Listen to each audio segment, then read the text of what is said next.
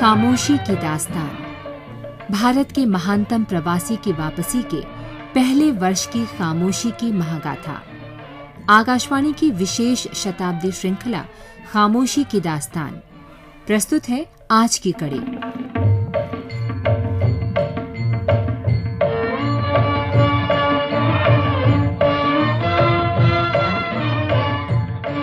सत्याग्रह आश्रम के लिए बनी नियमावली और आचार संहिता गांधी के लिए पवित्र थी, किसी धर्म ग्रंथ की तरह। गांधी को मालूम था कि आश्रम के कुछ नियम पहली नजर में जरूरत से ज्यादा कड़े दिखाई देते हैं, लेकिन वो अपवाद की कोई जगह छोड़े बिना उन्हें कड़ाई से लागू करना चाहते थे। इस मामले में रत्ती भर व्यतिक्रम उन्हें मंजूर नहीं था। पता था कि आश्रम का पूरा ढांचा इन्हीं नियमों के खंभों पर खड़ा है और उल्लंघन की पहली अनदेखी बाद में विकराल समस्या बन सकती है। पूरा प्रयोग धराशायी हो सकता है, ढांचा चरमरा कर बैठ सकता है। आश्रम बने अभी 10 दिन नहीं बीते थे कि गांधी ने परिसर में नियमावली के 6 मुख्य वचनों में से एक सत्य का उल्लंघन होते हुए देखा। कुछ आश्रमवासी युवा अपने व्यवहार में असत्य के पक्ष में खड़े थे। आगे तहकीकात की जरूरत नहीं थी, उन्होंने सब कुछ खुद देखा था और ये स्थिति उन्हें सिरे से नामंजूर थी। प्रायश्चित और शुद्धि के लिए गांधी ने 1 जून को उपवास शुरू कर दिया। बिछौने पर लेटे रहे, न फल न जल। आश्रम में हलचल मच गई। अनेक आश्रमवासियों के लिए यह पहला अनुभव था। वे अपने किए का प्रायश्चित दूसरे को करते हुए नहीं देख सकते थे।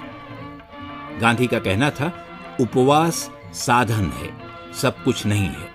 इसका परिणाम सकारात्मक और शुभ निकलता है अगर शरीर के साथ मन का भी उपवास हो। न हो तो इससे नुकसान होता है।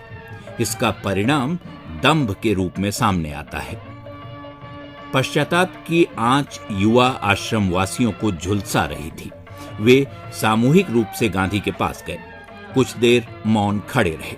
उनके व्यवहार से आश्वस्त गांधी ने शाम को उपवास खत्म कर दिया। यह पूरे आश्रम के लिए पहला सबक था। इस बीच गांधी एक और स्थिति को लेकर चिंतित थे। आश्रम की सारी गतिविधियां ठीक से चलाने के लिए उपकरणों, सामानों और प्रशिक्षित लोगों की जरूरत थी। सामान आने में देरी हो रही थी, जिसका परिणाम था आश्रम की सुस्त रफ्तार प्रगति। 5 जून को उन्होंने एक चिट्ठी रणछोड़लाल पटवारी को लिखी। कहा, क्या आप कुछ ऐसे लोग आश्रम भेज सकते हैं जो हमें करघा चलाना सिखा दें? बेहतर होगा कि करघा भिजवाएं और उस पर बने कुछ कपड़े भी।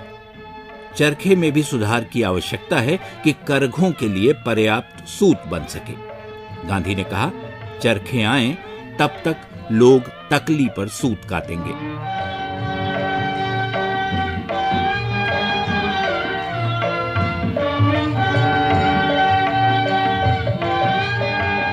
खामोशी की दास्तान। भारत के महानतम प्रवासी की वापसी के पहले वर्ष की खामोशी की महागाथा। ये थी आकाशवाणी की इस विशेष शताब्दी श्रृंखला की आज की कड़ी। शोध, आलेख और वाचन स्वर मधुकर उपाध्याय। प्रस्तुति मनोज मायंकर।